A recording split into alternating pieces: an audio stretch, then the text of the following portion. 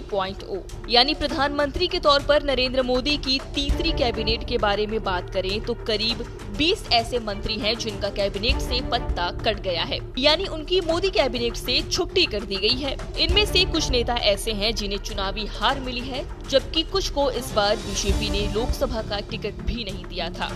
इसके अलावा कुछ नेता ऐसे भी हैं जिन्हें टिकट भी मिला और वे चुनाव भी जीते, लेकिन कैबिनेट से उन्हें दूर रखा गया है। आइए सबसे पहले उन मंत्रियों के नाम जानते हैं जो जीते लेकिन उन्हें कैबिनेट में इस बार तरजीह नहीं दी गई। अनुराग ठाकुर, नारायण राणे और अजय भट्ट, ये 3 ऐसे नेता हैं जो अपनी अपनी सीटों से भारी मतों से जीत कर आए, इसके बाद भी उन्हें कैबिनेट में नहीं रखा गया।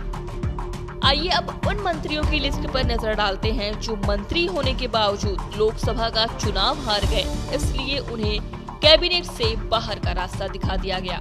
इसमें पहला नाम स्मृति ईरानी का आता है, दूसरे नंबर पर राजीव चंद्रशेखर, आर.के. सिंह, साध्वी निरंजन, अर्जुन मुंडा, निशीथ प्रामाणिक, अजय मिश्र टेनी, सुभाष सरकार, भारती पवार, राव साहेब दानवे और कपिल पाटिल को इस बार चुनाव में हार मिली, इसलिए वे मोदी 3.0 का हिस्सा नहीं बनाए गए।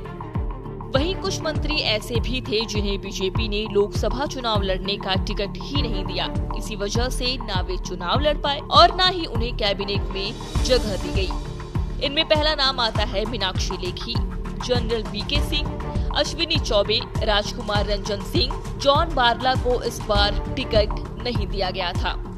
आपको बता दें कि नई मोदी कैबिनेट से ज्यादातर बीजेपी कोटे के मंत्रियों में कटौती की गई है।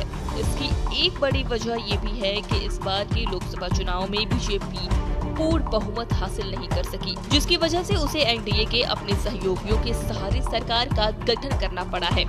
यही वजह है कि जेडीयू, टीडीपी समेत अन्य सहयोगी दलों से भी मंत्री बनाए गए हैं।